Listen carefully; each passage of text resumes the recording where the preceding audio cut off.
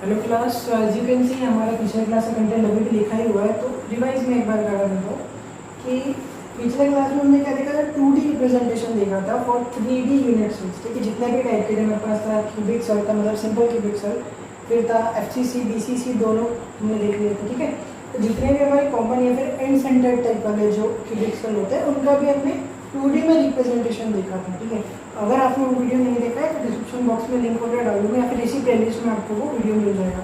So don't worry about that. तो starting से पूरे लेक्चर देख लो सो दैट आपको जो पूरा कंटिन्यूटी इसमें के समझ जाए। ठीक है, मतलब क्योंकि सीक्वेंस वाइज सब टॉपिक्स चल रहे हैं तो बेसिक के बिना शायद आपको नहीं समझ में आएगा। ओके, तो अभी हम इसको रब कर देते हैं, न्यू टॉपिक की तरफ जाते हैं। Now moving on to our next topic, that is interfacial angles.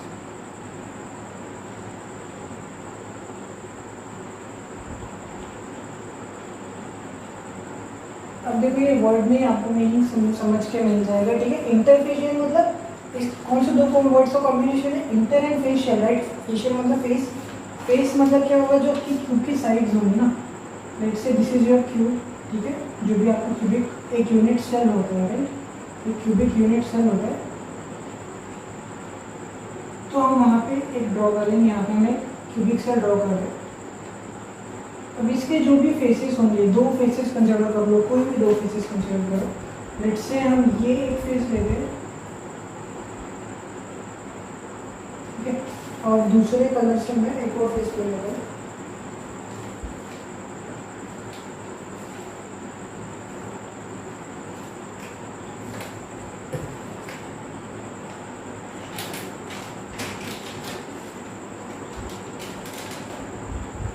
Let's say ये वाला मैं फेस लूँगी, ये कलर से। इन दो फेसेस के बीच का जो एंगल आपको यहाँ बनता हुआ दिख रहा है, ठीक है, ये जो एंगल आपको बनता हुआ दिख रहा है यहाँ पर, this is known as interfacial angle. ठीक है, तो इसके बेसिस पे हम जो यूनिट सेल्स है, ठीक है, उनको कुछ टाइप्स में डिवाइड करते हैं। ठीक है, इंटरफेशियल एंगल्स के बेसिस पर, मतलब कौन से दो एंगल्स इक्वल टू 90 डिग्री है, वैसे हम वो टेबल देख लेंगे अभी, नो बडी। ठीक है, उसका मैं ट्रिक भी बता दूंगा कि आपको कैसे उसको याद रखना है। ठीक है, तो ये जो दो फेसेस के बीच एंगल्स हैं, किसी भी दो फेस के बीच में, मतलब दो एडजेसेंट फेसेस के बीच में, ये वाला हो सकता है, फिर एक मतलब ये ऊपर वाला पीछे वाला एक फेस वो हो सकता है। ठीक है, ये फिर जो सामने का इस तरफ का एक फेस है, उसके साइड वाला एक फेस, मतलब ये सामने का फेस और ये लेफ्ट साइड का एक जो फेस दिख रहा है वो, ठीक है, उनके बीच का एक एंगल हो सकता है, that is also interfacial angle, right. Okay, वो अल्फा बीटा गामा करके ऐसे तीन होते हैं। ठीक है, एक्स एक्सिस के साथ में जो एंगल बना दैट इज अल्फा, फिर वाई के साथ बीटा, और ये तीसरा जेड के साथ दैट इज गामा। ठीक है, तो इस तरह से वो तीन एंगल्स बनते हैं। ओके, तो उन्हीं को हम क्या कहते हैं, इंटरफेशियल एंगल्स। ठीक है, मैं देखो यहाँ पर हम ऐसा नहीं कि डेफिनेशन लेके चल रहे हैं, मतलब हमें कॉन्सेप्ट से रिलेट करना है। ठीक है, एग्जाम में आपको कॉन्सेप्ट पूछे जाएंगे, डेफिनेशन नहीं पूछेंगे, राइट, कॉन्सेप्ट बेस्ड क्वेश्चन आएंगे। सो हम उस पर ज़्यादा फोकस नहीं कर रहे, मतलब डेफिनेशन पे ज़्यादा फोकस नहीं कर रहे हैं, कॉन्सेप्ट पे फोकस कर रहे हैं, राइट। लिखने को मैं यहाँ लिख कर दे सकता हूँ आपको बड़ी सी डेफिनेशन की, इंटरफेशियल एंगल्स ये होते हैं, ऐसे होते हैं, but that is not that useful for that exam. ठीक है, उसके लिए आपके पास में नोट्स है, मैं आपको डिस्क्रिप्शन में हर वीडियो के नीचे लिंक दे रहा हूँ, वहाँ से आप डाउनलोड कर सकते हो, वहाँ से रीड कर लो। एंड इवन ये जो है मेरे हैंड रिटन नोट्स है। ठीक है, तो इसका भी मैं ट्राई करूँगा कि ये जो नोट्स है वो आपको स्क्रीन पर दिख रहे होंगे। ठीक है, इस तरह से नोट्स बने होंगे सॉलिड स्टेट फिजिक्स के, तो इसका भी मैं PDF देने का कोशिश करूँगा। ठीक है, जितना जितना हमारा चैप्टर वाइज, जो हमारे लेक्चर वाइज जितने भी पेजेस कवर होते रहेंगे वो सब PDF आपको नीचे डाल दूँगा। ठीक है, और किसी लेक्चर में मे बी जो लास्ट लेक्चर होगा हर इसका, उसमें पूरा जो एक फाइल होता है पूरा एक सब्जेक्ट का, तो सॉलिड स्टेट फिजिक्स का फॉर एग्जाम्पल, तो मैं लास्ट वीडियो में पूरा एक साथ डाल दूँगा। इंटरफेशियल एंगल्स के बाद अब आते हैं कोऑर्डिनेशन नंबर के ऊपर। कोऑर्डिनेशन नंबर मतलब क्या होगा, देखो जैसे कि हमारे पास में कंसिडर करते हैं सिंपल क्यूबिक सेल या फिर सिंपल क्यूबिक जो यूनिट सेल है उसको हम कंसिडर करते हैं। अब क्या हो रहा है, देखो कि यहाँ पर एक एटम होगा, इसमें यहाँ पर एक एटम होगा, हमें पता है SC में, मतलब सिंपल क्यूबिक सेल के अंदर, या फिर हम इसको प्रिमिटिव सेल भी कहते हैं। ठीक है, तो कंफ्यूज मत होना, प्रिमिटिव क्यूबिक सेल। ठीक है, तो इसमें कॉर्नर पे, हर कॉर्नर पे एक एटम होता है, मतलब टोटल इसमें 8 ऐसे एटम्स होते हैं, बट सबका कॉन्ट्रीब्यूशन 1/2 कंट्रीब्यूशन हो गया, बाद में लिख लेंगे। ठीक है, नो प्रॉब्लम। आई थिंक मैंने बताया भी है शेयर कॉन्ट्रीब्यूशन के बारे में कि हर एक एटम 1/8 अपना जो एटम है वो हर एक यूनिट सेल अपना 1/8 एटम जो कॉर्डिनेट के जो एटम्स होते हैं उसको शेयर करते हैं, मतलब ये और 8 एटम्स के 8 यूनिट सेल्स के साथ में, सॉरी 8 यूनिट सेल्स के साथ में ये एक एटम शेयर होगा, ठीक है। मतलब इसके ऊपर भी एक एटम होगा, इसके इस साइड में भी होगा, इस साइड में भी होगा, राइट। तो ऊपर नीचे हर जगह से इसके एटम्स होंगे एक के बाजू में एक, ऐसा तो जरूरी नहीं कि सिर्फ एक ही सेल होगा, मतलब लाइक दिस एक सेल हो सकता है, इधर एक सेल होगा, इधर एक होगा, इधर एक होगा, इधर एक होगा, ठीक है।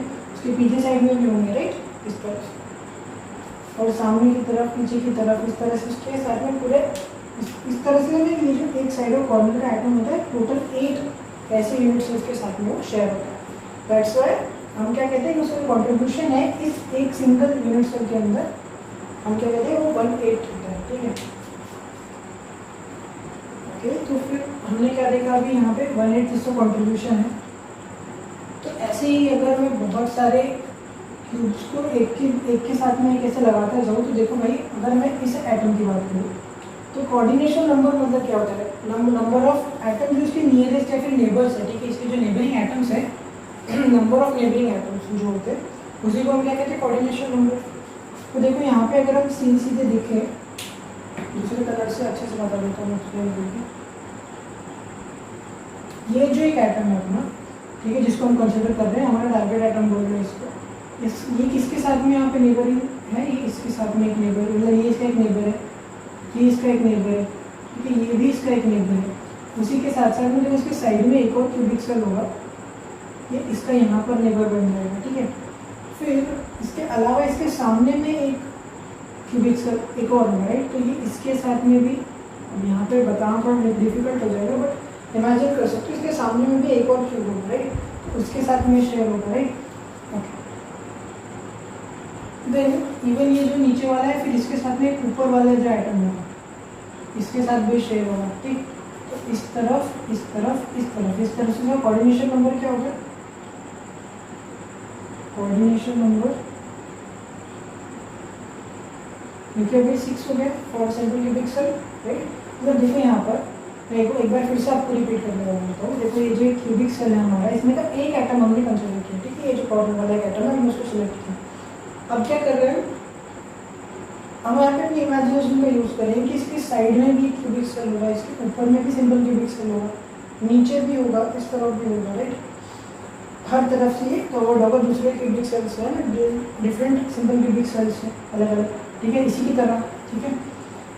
तो क्या हो रहा है यहाँ पर देखो, ये जो एक सेंटर वाला हमारा एटम है ये इसके साथ में इसका नियरेस्ट नेबर है, यहाँ पे एक नेबर इसके साथ ये बन रहा है, ठीक है। इसके ऊपर साइड में भी एक और कोई एटम होगा, सॉरी ऊपर एक यूनिट सेल होगा, उसका एक एटम कंसिडर कर रहे हैं। नीचे में इसी का दूसरा एक एटम है वो हम कंसिडर कर रहे हैं, इसके साइड में एक एटम है वो कंसिडर कर रहे हैं। इवन इसके सामने में एक यूनिट सेल होगा उसका एक एटम हम कंसिडर कर रहे हैं, इसके साइड में एक होगा इसका एक एटम कंसिडर कर रहे हैं। तो ऐसे करके हमारे पास में 1 2 3 4 5 एंड 6 इस तरह से 6 इसके पास में एटम्स जो है नियरेस्ट एटम्स या जिसको आप नेबर्स कह सकते हो वो आ जाते हैं। तो उसी को हम कहते हैं कोऑर्डिनेशन नंबर, ठीक है, उसी को हम कहते हैं coordination number. So that is 6 in case of simple cubic cell, ठीक है। उसी तरह से बाकी इसके लिए भी निकाल सकते हो, ठीक है, तो इतना बड़ा कोई मैटर नहीं है, ठीक, आप कर सकते हो। अच्छा, अगर उसी तरह से मैं NaCl वगैरह या फिर आयनिक किसी क्रिस्टल की बात करूँ ना, तो उसमें कोई टेंशन, चलो मैं आपको निकल उसका जब NaCl का स्ट्रक्चर बताऊंगा, ठीक है, हम उसको क्वेश्चन के फॉर्म में देखेंगे। क्वेश्चन है, इंटरेस्टिंग सा क्वेश्चन है, ठीक है, उसके अंदर मैं आपको NaCl का पूरा स्ट्रक्चर ही समझा दूंगा, तो आयनिक की बात हम बाद में करेंगे, ठीक है। अभी के लिए बस इतना समझ लो कि कोऑर्डिनेशन नंबर कहते हैं नियरेस्ट नेबर्स का नंबर, मतलब नेबर्स का नंबर, ठीक है। नियरेस्ट नेबर्स की मत ही कहो, नेबर्स को से जो नेबर्स होंगे उसका उनका नंबर कितने उसके नेबर्स हैं। तो यहाँ पे हमने वैसे काउंट कर लिया 1 2 3 4 5 6, ठीक है, आपको समझ जाएगा, उसी को हम कहते हैं कोऑर्डिनेशन नंबर। उसके बाद में मैंने जो बात की थी आपसे, जो इंटरफेशियल एंगल्स होते हैं, ठीक है, अल्फा बीटा गामा जो हम कहते हैं, नोट्स में आपको मिल जाएगा, ठीक है, वो इतना ज़्यादा फिलहाल इम्पोर्टेंट नहीं है। तो उसका जो टेबल है मैं आपको स्क्रीन पर जो दिख रहा होगा, उसके अलावा नोट्स में भी आपको इसका जो टेबल है वो मिल जाएगा, ठीक है। तो आप टेंशन को नोट्स की भी मैं आपको PDF प्रोवाइड करवा दूँगा, ठीक है। तो हैंड रिटन नोट्स का भी मैं प्रोवाइड कर देता हूँ, डिस्क्रिप्शन बॉक्स में आपको लिंक मिल जाएगा। और जो टाइप नोट्स है, ठीक है, वो तो फिलहाल दूसरी कोचिंग के नोट्स है, ठीक है। तो इसमें उससे आप रेफर कर सकते हो या फिर हैंड रिटन नोट्स अगर आपको जमते हैं। इसमें मतलब पूरा इस तरह से लिखा गया है हैंड रिटन नोट्स में कि पूरा आपको समझ जाएगा, ऐसा लगा कोई सामने बैठ के आपको पढ़ा रहा है, उस टाइप से वो नोट्स लिखे गए हैं। तो इट डिपेंड्स ऑन आपको कौन सा नोट्स है, आप उसका रेफर कर सकते हो। ओके, उसके बाद में देखो अब आते हैं एटॉमिक पैकिंग फ्रैक्शन, जो नेक्स्ट इंपॉर्टेंट थिंग है that is atomic packing fraction. ये कोऑर्डिनेशन नंबर वगैरह आपको मिल जाएगा नोट में, आप टेंशन मत लो। बाकी जो टाइप्स ऑफ यूनिट सेल्स है उनके लिए देख सकते हो, मुझे उतना इंपॉर्टेंट नहीं लगता एग्जाम पॉइंट ऑफ व्यू से, इसलिए मैंने उसको फिलहाल उतना एक्सप्लेन नहीं किया, उसको नोट से रीड कर सकते हैं। फिर आते हैं atomic packing fraction. Atomic packing fraction जिसको आप APF भी कह सकते हो शॉर्ट में, ठीक है। तो in case of simple cubic cells मैं बताता हूँ उसका डेफिनेशन हम क्या कहेंगे, ठीक है। फॉर्मूला की समझ जाओगे, डोंट वरी। फिर से हम सिंपल क्यूबिक सेल ले रहे हैं, हम सबके लिए कैलकुलेट करेंगे atomic packing fraction, simple cubic, BCC, FCC सबके लिए कैलकुलेट करेंगे, ठीक है। तो एज यू नो इसमें 8 एटम्स होते हैं ऑन इट्स कॉर्नर्स, ठीक है। इसके हर कॉर्नर पे एक एटम होता है, ठीक है। तो एटॉमिक पैकिंग फ्रैक्शन का अगर हम फॉर्मूले की बात करें तो वो किस तरह से लिखते हैं, atomic packing fraction that is APF। अगर आप इसको परसेंटेज में निकालना चाहो तो आप कैसे लिख सकते हो, वॉल्यूम ऑफ एटम्स, ठीक है, जो भी टोटल नंबर ऑफ एटम्स है, ठीक है, volume of atoms divided by volume of units है, ठीक है। तो in case of simple cubic cell क्या होता है ना, देखो यहाँ ये कंफ्यूज मत हो जाना आपने। अब देखो यहाँ पे आपके पास में ऐसा दिख तो रहा है 8 एटम्स है, बट हर एक एटम का कंट्रीब्यूशन कितना है, 1/8 है, राइट। तो 1/8 कंट्रीब्यूशन होने की वजह से आप इसको 1/8 लोगे और कितने नंबर ऑफ एटम्स आपके पास में 8 है, ठीक है। या फिर आप अगर इसको सिंपली कहना चाहो तो मैं यहाँ पे अगर इसको ऐसे लिखूँ कि नंबर ऑफ इफेक्टिव या फिर इफेक्टिव नंबर ऑफ एटम्स कितने हैं, जिसको मैं एन इफेक्टिव के नाम से लिख रहा हूँ। तो इफेक्टिव नंबर ऑफ एटम्स कितने हैं मेरे पास में, दैट इज 1/8 ऑफ 8 एटम्स, है ना। मतलब हर एक एटम का कॉन्ट्रीब्यूशन कितना है, 1/8 है। मतलब ये 8 हिस्सों में डिवाइड हो रहा है, उसमें से 1/8 हिस्सा इसके पास है, बाकी इसके आजू बाजू के जो एटम्स होंगे वो शेयर करते हैं, राइट। तो इसका इफेक्टिव नंबर ऑफ एटम्स कितना हो जाएगा, that will B 1 and effective will be 1। तो एक ही एटम इसके अंदर आप इन सब कंसिडर करके सिर्फ एक एटम कंसिडर करते हैं, तो आप यहाँ क्या करोगे 1, देखिए एक ही एटम है। तो अब एक वॉल्यूम अगर आप कंसिडर करना चाहो फॉर दिस एटम तो आप इन एटम्स को स्फेरिकल कंसिडर करते हो, राइट। आप इन एटम्स को स्फीयर मानते हो। स्फीयर का वॉल्यूम क्या होता है, 4/3 πr3, right. And you will divide this by volume of the unit cell. Unit cell कौन सी शेप का है, क्यूब। तो क्यूब का वॉल्यूम क्या होता है, अगर इसका साइड अगर A है, मैं अगर देखो इसका साइड A है तो इसका वॉल्यूम क्या हो जाएगा, इसका वॉल्यूम हो जाएगा A क्यूब। बट अगर मुझे परसेंटेज में निकालना है तो मुझे मल्टीप्लाई बाय 100 करना पड़ेगा, राइट। अब फिर भी एक दिक्कत आती है कि भाई ये जो R है, R यहाँ पे एक R है एक A, अब ये तो कैंसिल नहीं हो सकता, तो इसका मतलब हमको या तो A को R के फॉर्म में लिखना पड़ेगा या फिर R को A के फॉर्म में लिखना पड़ेगा, राइट। अब देखो हम भले ये जो दो एटम्स हैं इनको इतना दूर दूर ड्रॉ कर रहे हैं, right, but that is for the representation purpose, ठीक है। तो एक्चुअल में ये जो दो एटम्स हैं, ये दो अगर मैं एटम ड्रॉ करूँ तो ये बिल्कुल चिपक के होंगे इस तरह से एक क्यूबिक सेल के अंदर, ठीक है। तो ये जो इसका सेंटर है और इस एटम का सेंटर है, इन दोनों के बीच का जो डिस्टेंस है दैट इज R। इसी को तो हम कहते हैं ना कि इंटर एटॉमिक डिस्टेंस जो होता है, इंटर एटॉमिक सेपरेशन जिसको हम कहते हैं, दैट इज R। यही होता है हमारे लिए। तो ये जो R है, ठीक है, सो ये तो इतना सा जो है ये हो गया अपना R, ठीक। अगर ये एटम का रेडियस R है, ये R है, तो A will be equal to कितना हो जाएगा, A will be equal to 2R, right. यहाँ पे हम एक्चुअल में R किसकी बात कर रहे हैं, R इज रेडियस। और अगर इसकी पूरी इसकी बात करें एटॉमिक सेपरेशन की, इंटर एटॉमिक सेपरेशन की, तो इसको हम किसी और से लेट्स से अभी के लिए हम इसको A बोल देते हैं कि इंटर एटॉमिक सेपरेशन, ठीक है। बट यहाँ पे हम बात कर रहे हैं एटम्स के रेडियस की, ठीक है, क्योंकि हम बात कर रहे हैं यहाँ पे वॉल्यूम की, ठीक है। वॉल्यूम के केस में आप R का मतलब रेडियस ले लो, तो इसलिए मैंने जो इंटर एटॉमिक सेपरेशन है उसको A से रिप्रेजेंट करते हैं, ठीक है। आई होप कंफ्यूज नहीं होते, ठीक है, A और R के बीच में। अगर कुछ कंफ्यूजन है तो कमेंट कर देना, ठीक, क्लियर कर दूँगा, नो प्रॉब्लम। यहाँ पर आप इसको इस तरह से परसेंटेज के फॉर्म में लिख सकते हो। तो यहाँ पे आपको रिलेशन क्या मिल गया, A is equals to 2R। अब A इक्वल्स टू 2R कैसे लिखो, ये जो एटम्स हैं फिर से यहाँ नीचे की तरफ ड्रॉ करते हो सो दैट आपको और इजीली समझ जाए। अगर ये दोनों एटम चिपक के है, पूरी तरह से चिपक के है, तो ये जो टोटल लेंथ है इनकी टोटल लेंथ A हो गई, बट ये जो अपनी टोटल लेंथ है, ठीक है, इस तरह से ड्रॉ करते हो, ठीक है, बड़े ड्रॉ करने पड़ेंगे। एक ठीक है ना, सीधे सीधे समझ लो इसको कि अगर ये दो एटम्स इस तरह से चिपक के बनाए हुए हैं हमने यहाँ पर, दोनों इक्वल है, तो ये R हो जाएगा, ये R हो जाएगा, और इसी को हमने कहा है कि ये A है, ठीक है। तो यहाँ पर आप देख सकते हो कि A is equals to 2R, ये जो A है पूरा that is equals to 2R। तो हम यहाँ पे या तो A की जगह 2R लिख सकते हैं या फिर R की जगह क्या लिखेंगे, A/2, ठीक है। तो जो आपको ईजी लगता है वो कर लो, मैं यहाँ पे A की जगह पे 2R लिख देता हूँ।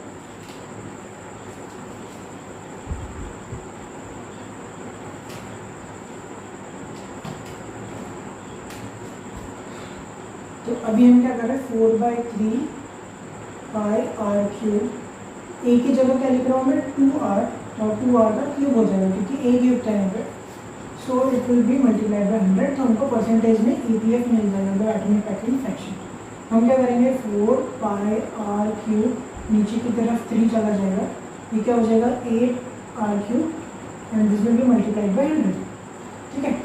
तो ये 4 और 8 कट हो जाएगा, तो अपने पास क्या बच रहा है यहाँ पे पाई, और ये R क्यूब भी कट जाएगा, R क्यूब कटा, 4 और 8 2 से कटेगा, तो अपने पास में बच रहा है पाई/3, और पाई/3 इंटू 2 मतलब पाई/6, ठीक है। तो ये pi into 100, and that will be equal to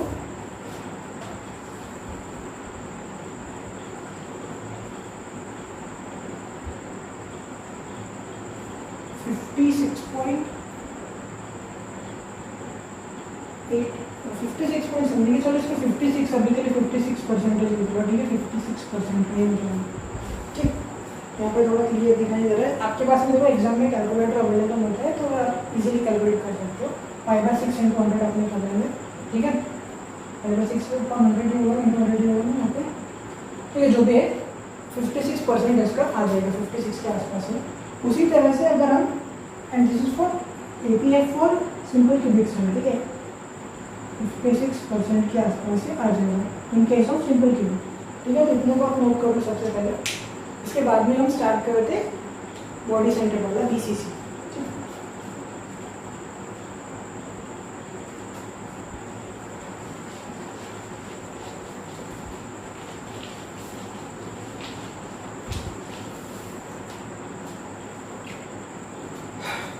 now in case of BCC आप देखो, बॉडी सेंटर जो होते हैं, बॉडी सेंटर क्यूबिक सेल, जिसके अंदर आप क्या करते हो, ये आपका क्यूबिक सेल हो गया,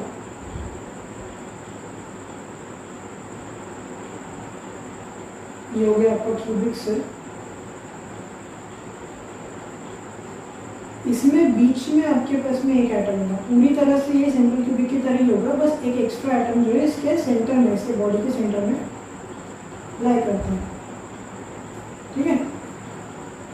तो कोई ज़्यादा चेंज नहीं है, जो एटॉमिक पैकिंग फ्रैक्शन का हमारा फॉर्मूला था that was volume of the atoms, ठीक है, वॉल्यूम ऑफ एटम्स, ठीक है। या फिर आप यहाँ पे क्या लिख सकते हो, n into volume of one atom में से लिख सकते हो, बट मैं प्रेफर कर रहा हूँ यहाँ पे वॉल्यूम ऑफ एटम्स, ठीक है, मैं प्लूरल में लिख रहा हूँ, याद रखना, volume of atoms upon volume of unit cell.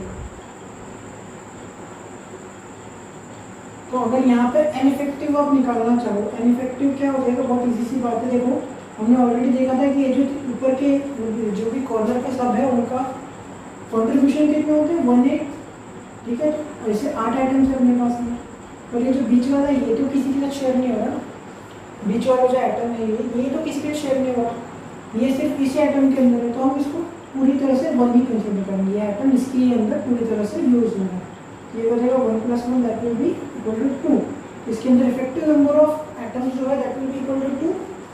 यहाँ क्या आ जाएगा अपना 2 into volume of one atom 4/3 pi cube. उसी को हम डिवाइड करेंगे by the volume of unit cell, जो कहते हो जाएगा अपना A3। अब यहाँ पर चेंज क्या आ रहा है, देखो एक तो नंबर ऑफ एटम्स बदल गया और ये जो ए का वैल्यू है वो भी बदल जाएगा। कैसे बदलेगा ये देखो, यहाँ पे अपने पास में 3 एटम्स ऐसे लाइन से जा रहे हैं 1 2 3 इस तरह से, ठीक है। ये जो डायगोनली जो एटम ऐसे जा रहे हैं ना ऐसे, ये ठीक है। तो ये भाई किस तरह से बदलता है, अभी यहाँ पे देखो ये जो समझो अभी मैं 3 ऐसे एटम्स एक के साथ एक बनाती हूँ दूसरे कलर से,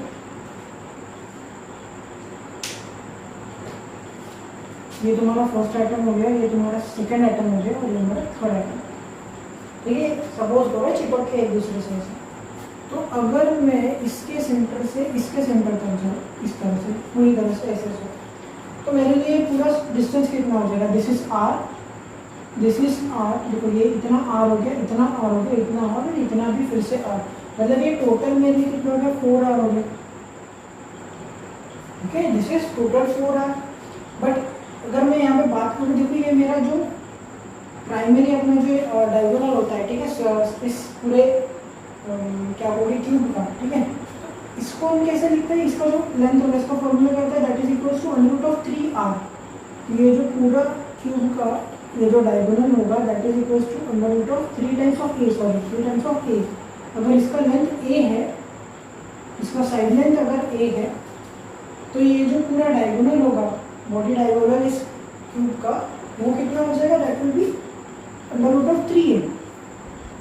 इसका मतलब √3a is equals to 4r। तो अब इनके बीच में रिलेशन क्या निकलेगा, √3a equals to 4r।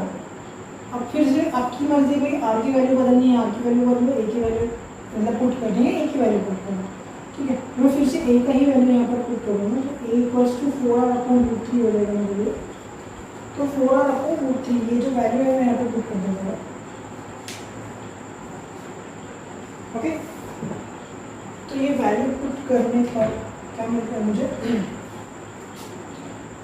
That will be equal to 2 × 4/3 pi r cube, उसी तरह से आ जाएगा। अभी एक ही जगह लिख रहा हूँ मैं 4r/√3 उसका क्यूब, तो 4r/√3 इसका cube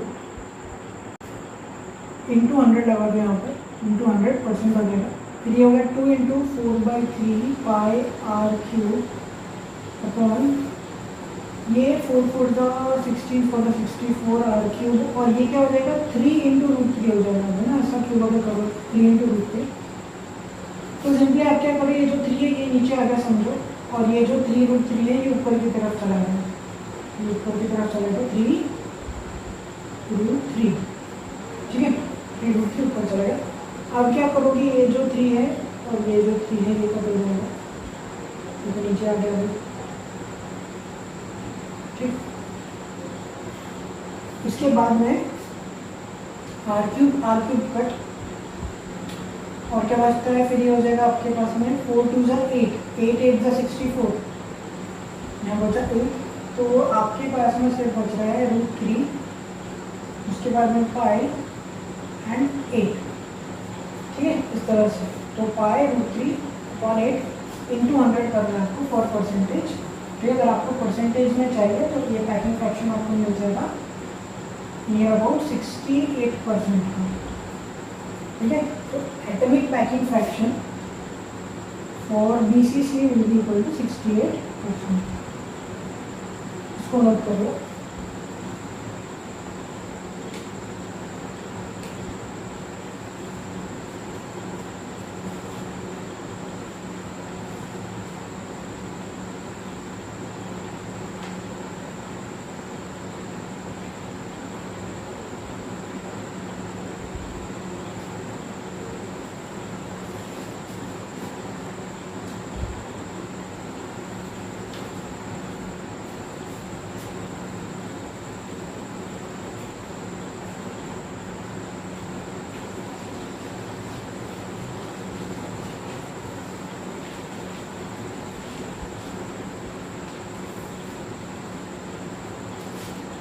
okay, so coming back to our last figure, जिसके अंदर हम देखने वाले हैं FCC के बारे में। सबसे पहले ड्रॉ करूँगा FCC, FCC ड्रॉ कर लेंगे। FCC कैसा होता है, नाम से पता चल रहा है, FCC मतलब फेस सेंटर। तो ये पूरी तरह से तो नहीं, कुछ हद तक ये सिंपल क्यूबिक की तरह होता है, कॉर्नर्स में इसके सभी आइटम्स होंगे। बट जैसे कि बॉडी सेंटर्ड में बीच में एक ये होता है ना, नाम के साथ में देखो बॉडी सेंटर्ड, बॉडी के सेंटर में एकदम। और फेस सेंटर्ड बोल रहा है एफसीसी, तो फेस के ऊपर यहाँ पे इस तरफ में, इस तरफ नीचे में, यहाँ पर आपको दिखेगा सामने की भी एक फेस पे एटम होगा, इसको मैं ऐसे लिख देता हूँ, और ये पिछला फेस। तो ऐसे करके आपके 6 फेसेस होते हैं क्यूब के, उसके ऊपर आपके 6 ऐसे एटम्स आपको दिखेंगे। अब बात करते हैं इफेक्टिव नंबर ऑफ एटम्स की, ठीक है, अनइफेक्टिव। तो ये क्या हो जाएगा भाई, अनइफेक्टिव क्या हो जाएगा, ये तो आपको पता है जो कॉर्नर्स वाले हैं हो जाते हैं 18 × 8, ये टोटल 1 हो जाता है। इसके अलावा अब ये जो कॉर्नर वाले जो फेस वाले हैं ना, अब ये आधे अंदर की तरफ है। अगर मैं इसको ऐसे दिखाऊँ आपको, इसका मैं एक साइड अगर ऐसे दिखाऊँ सामने की तरफ से है ना, इसका फेस जो है क्यूबिक कुछ चीज़ है नहीं फिलहाल मेरे पास यहाँ पर, ठीक है। इसीलिए ये जो ये जो आपको यहाँ पे दिख रहा है, ठीक है, तो इसका मैं ये साइड अगर आपको दिखाऊँ इस तरह से, ठीक है, इस तरह से अगर मैं, वैसे तो क्यूबॉइड है बट इसका एक साइड अगर मैं इस तरह से दिखाऊँ, ठीक है, अपना नॉर्मल अडेप्टर या चार्जर का, इस तरह से अगर आप देखो इसको, ये जो फेस दिखा रहा हूँ, ठीक है, ये वाला,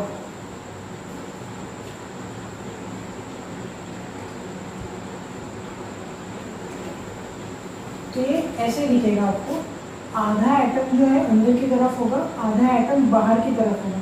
इसको कोई दूसरा जो क्यूबिक सेल है वो शेयर कर रहा है, ठीक है, ये इसको दूसरा कोई क्यूबिक सेल शेयर कर रहा है, और इस वाले को अपना एक जो दूसरा हीरो है वो शेयर कर रहा है। मतलब अपना जो अभी जो टारगेट वाला क्यूबिक सेल है ठीक से बनाने को ये शेयर कर रहा है, ठीक है। पर आपको आइडिया तो मिल गया एटलीस्ट, ठीक है।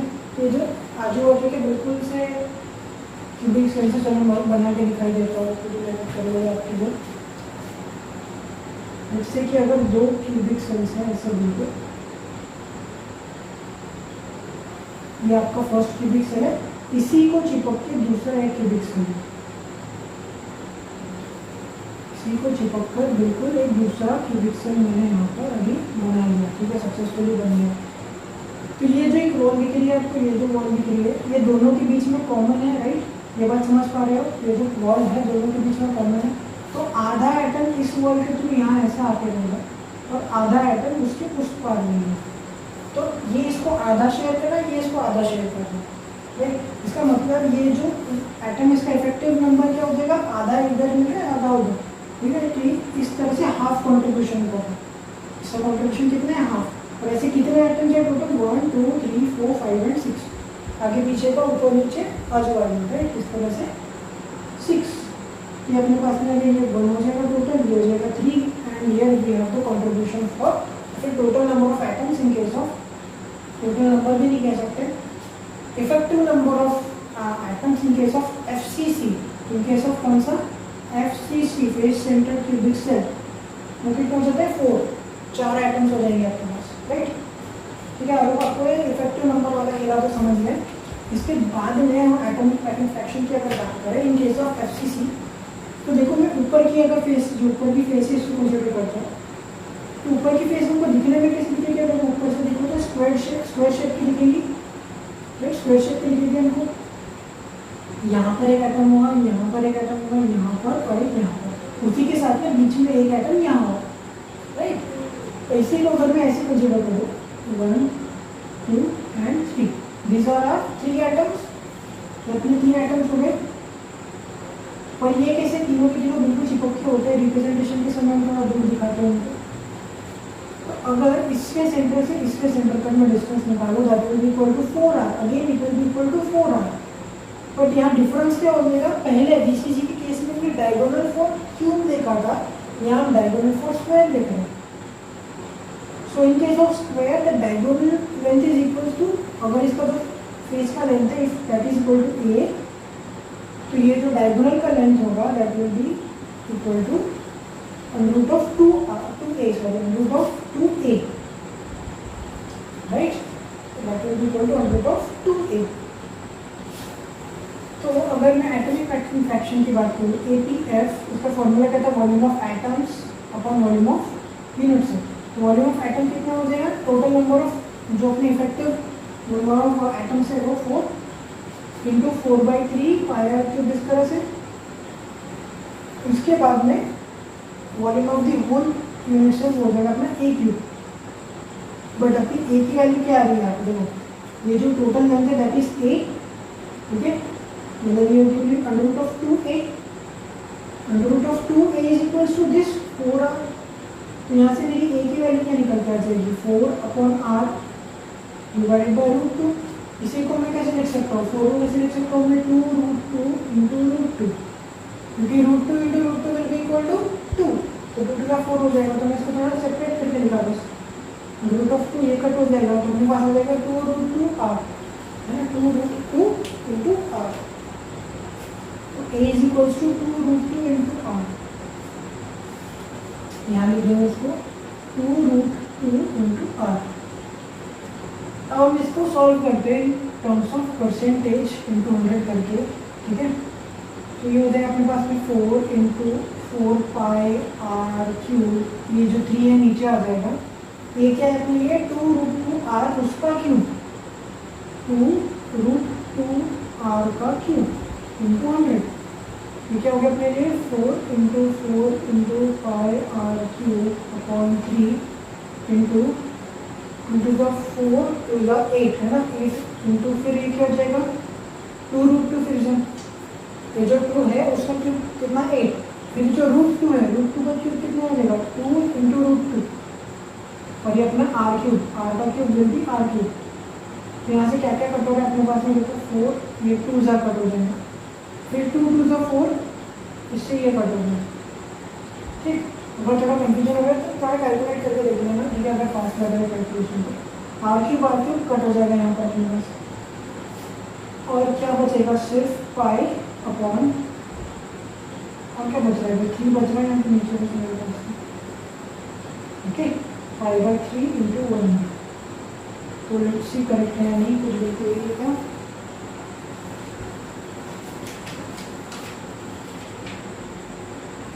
It will be equal to 74%, ठीक है, it will be equal to 74%। Therefore, atomic packing fraction in case of FCC will be equal to 74%। तो फर्स्ट केस में 56 के आसपास कुछ था, सेकेंड केस में 68 एंड इसमें 74% पर मास में एटॉमिक पैकिंग फ्रैक्शन आ जाता है। तो आई होप आपको आज का जो लेक्चर है समझ में आ होगा। कुछ अगर डाउट होता है छोटा मोटा तो कमेंट कर देंगे वो सर, ठीक है। अभी फिलहाल इतने कुछ सब्सक्राइबर्स अगर नहीं है तो देखिए कि इनके अगर फ्यूचर में बढ़ते हैं तो कर देंगे, ओके। इसके बाद में हम नेक्स्ट इसमें देखो इम्पोर्टेंट सा फॉर्मूला देखेंगे डेंसिटी ऑफ यूनिट्स, ठीक है। उसमें से देखिए इससे बेस्ड इस पर बेस्ड जो नेक्स्ट फॉर्मूला है उसके ऊपर बहुत से क्वेश्चन आ चुके हैं ऑलरेडी IIT में। अलॉन्ग विद दैट हम एटॉमिक पैकिंग फ्रैक्शन, चलो वो तो फॉर्मूला देख लिया हमने, अभी देख लिया। इसके बाद में सबसे इम्पोर्टेंट टॉपिक भाई मिलर इंडाइसिस, बहुत ईजी सा टॉपिक है बट एप्लीकेशन बहुत है उसका, क्वेश्चन वगैरह आते हैं अच्छे खासे। तो ये जो दो टॉपिक्स है डेंसिटी ऑफ यूनिट्स है वो तो बहुत छोटा है। उसके बाद में मिलर इंडाइसिस हम आराम से कवर कर देंगे। उसके बाद में कुछ क्वेश्चन सॉल्व करेंगे, 50 क्वेश्चन अच्छे से हम यहाँ पे सॉल्व करेंगे, ठीक है। तो कीप सपोर्टिंग, वीडियो अच्छा लगता है लाइक करो, सब्सक्राइब करो, शेयर करो, ठीक है। देखते रहोगी अच्छे से पढ़ो, चलो बाय।